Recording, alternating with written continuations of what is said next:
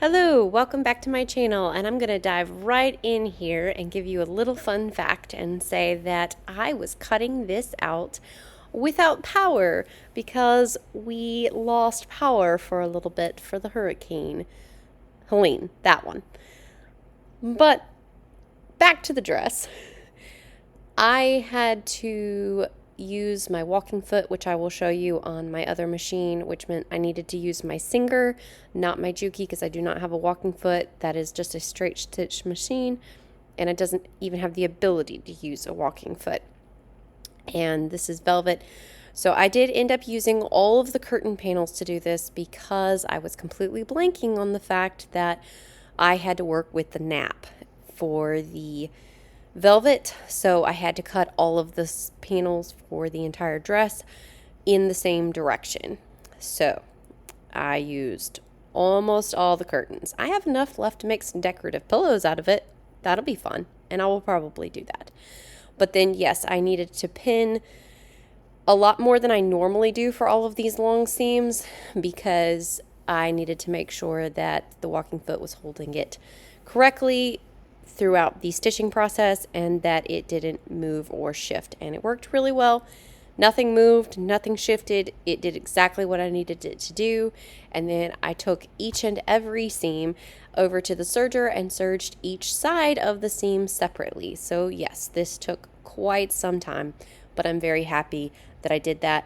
And this was just the part of the dress that was very long as I was seaming all of the dress panels together.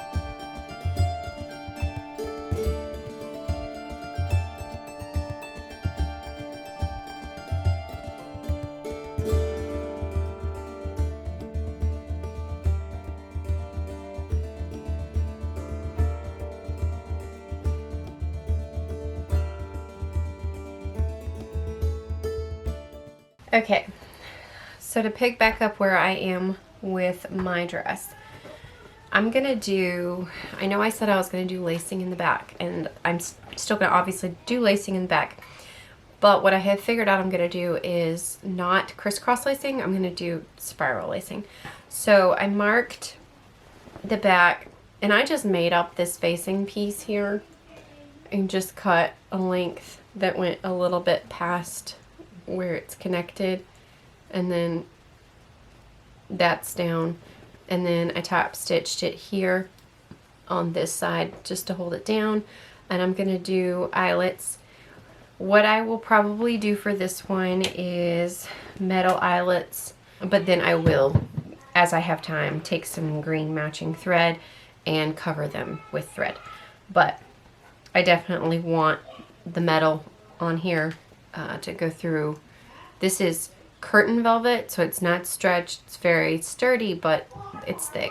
So anyway, that is what I'm doing for the back, and I figured out I also don't need a modesty panel for it because I have the whole underdress. So if you end up seeing a little sliver of the dark green of the underdress, it's fine. I don't need to do a modesty panel. So I've marked an inch apart on this side, and then I've offset that on the other side an inch apart so that I can do the spiral lacing.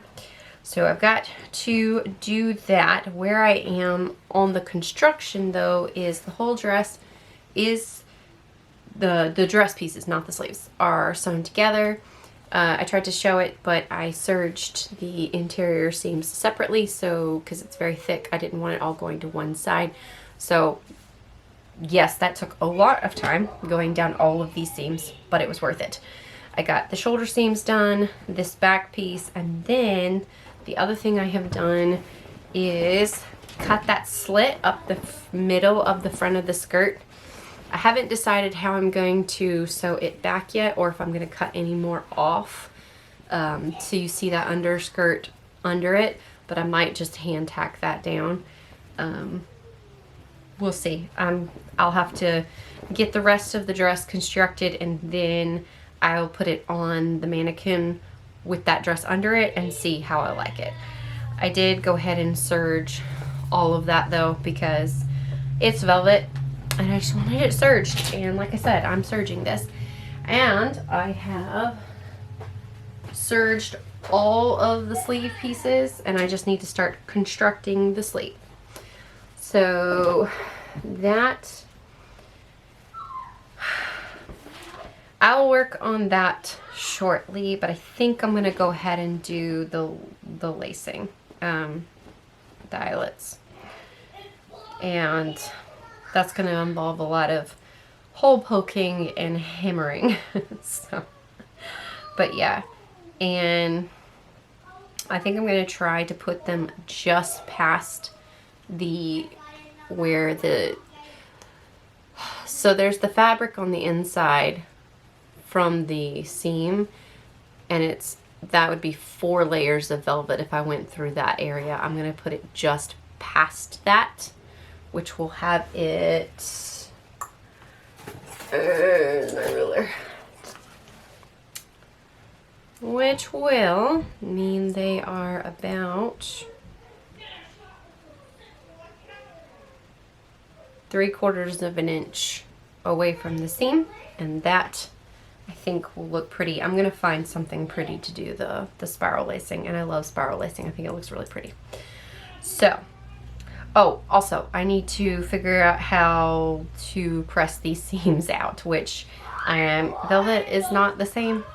I don't think it's gonna be difficult. I just need to go look up how to. I have worked with velvet so little in my life that I just want to make sure that I know the correct way to do it. It might be more of just a steamy kind of type situation. I don't know. We'll see. But yeah, they need to get pressed out. So that is where I am, and that is what's next. I'm gonna go do eyelets. I will link all of the tools I used for this below, but I'm just using this tool to punch the hole, and then my other tools that I'm showing you here to hammer in the eyelets. So this was just a very lengthy, boring process, but it worked and it looked really good when it was done.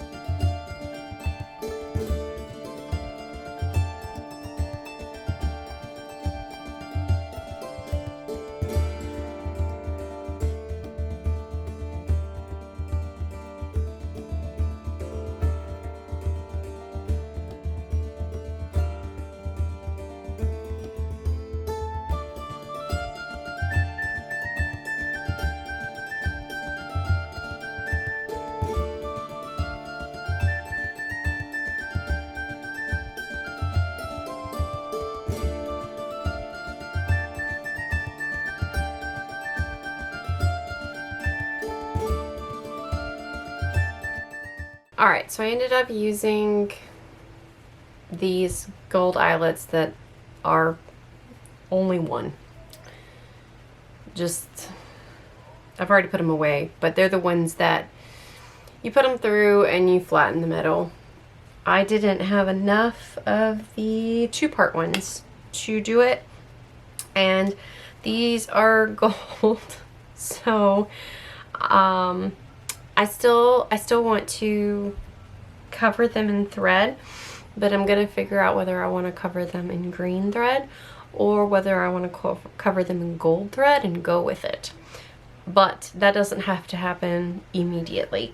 I did test out 3 different methods of getting them in through 2 layers of the velvet before I did anything, because I knew that it was going to give me problems, which it did. See, this one's already popped out.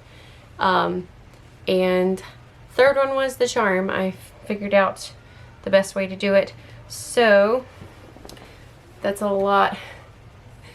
That's a lot of eyelets.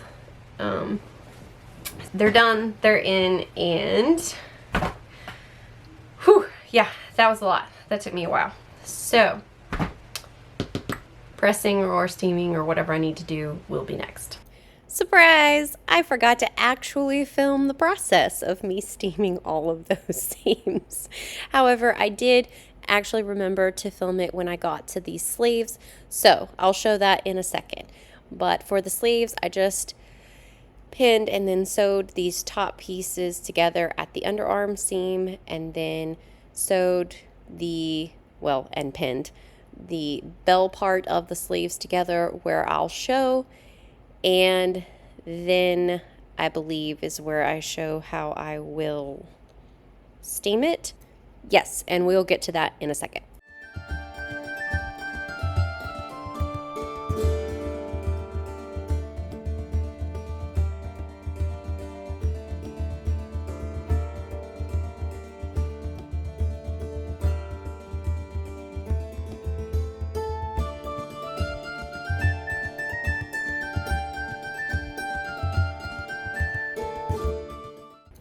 So for this particular part of the project, my sleeve board was a lifesaver.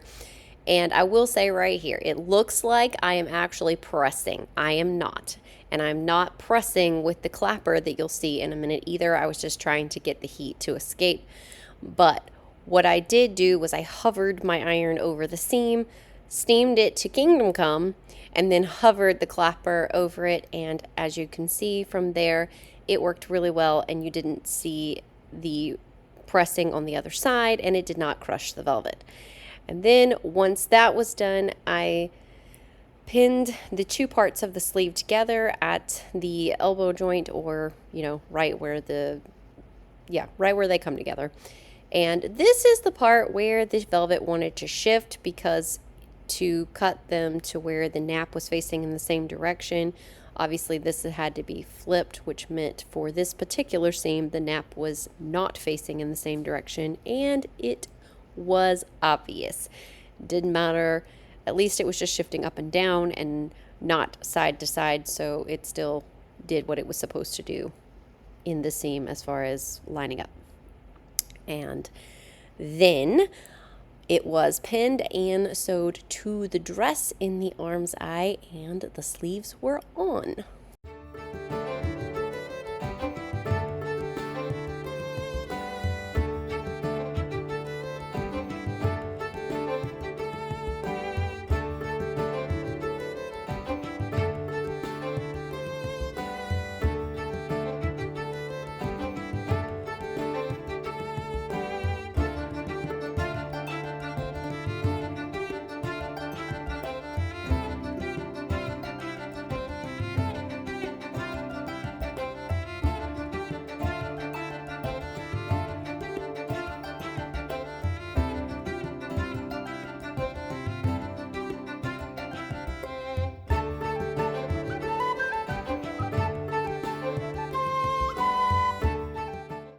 Okay, sleeves are on,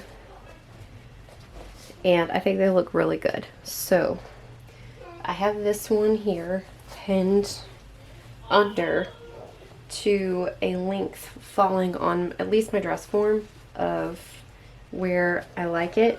I need to actually try it on to see. But then also here, this is pinned up, and then that tapers. I'm gonna make sure that this is actually showing what I want it to show. Yeah, okay. So then this here is pinned, if I can get it, at a taper down, so where it's just turned under right here, but then this much here is folded under at the bottom. And I think that looks good. The thing about all of this is I probably am going to take the time to hand stitch all of these down, that down, this sleeve down, and then up here turning this under and stitching that down, because I really do not want a very visible stitch line, and it's really kind of obvious in the velvet. And I don't want it, so that's fine.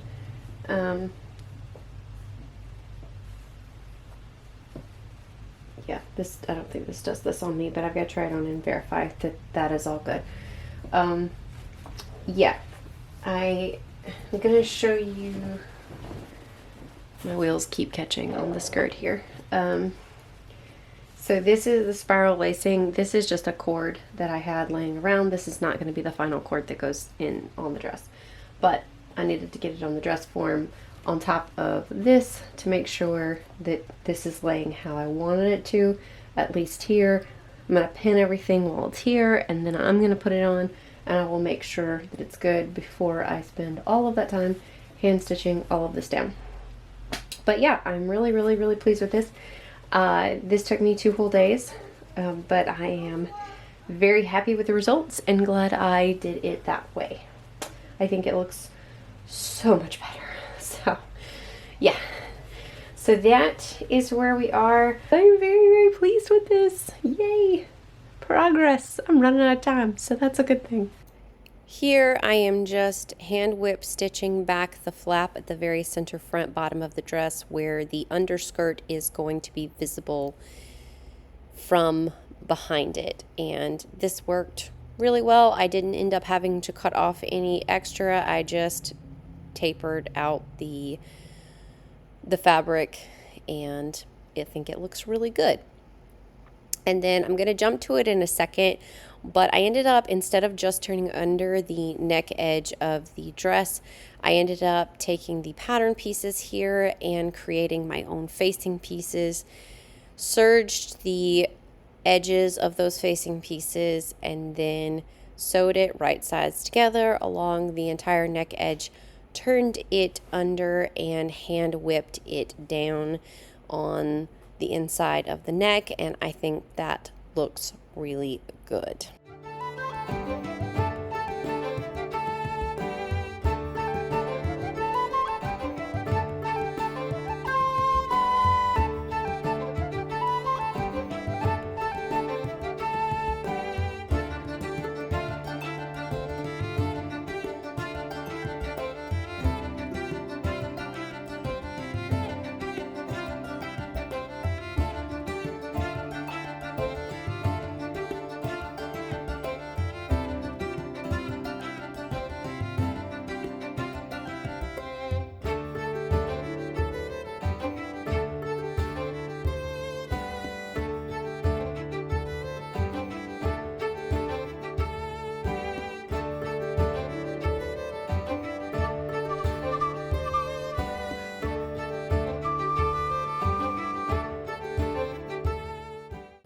For the hem, I just took my trusty little ruler, marked out where I was going to actually fold it, folded it up, pinned it, and then hand whipped it down all the way around the bottom of the skirt, and it turned out awesome as well.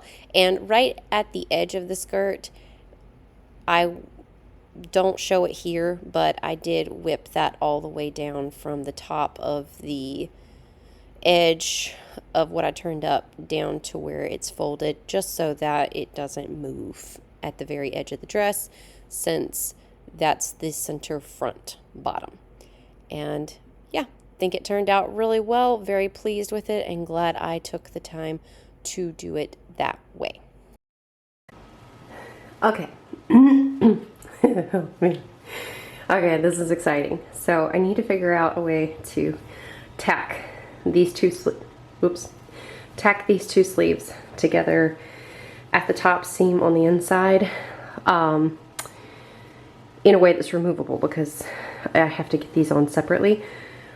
So I'm thinking maybe put a snap on the underside, just so that the sleeve continues to line up and it doesn't fall apart. I need to figure out a way to tuck the ribbon in underneath and catch it all once this is laced up, because I need every bit of this for the actual lacing process. But other than that, I can't really show the bottom well, but it looks so good. I'm so excited, and now I just need to start sparkling it up, putting the gold on.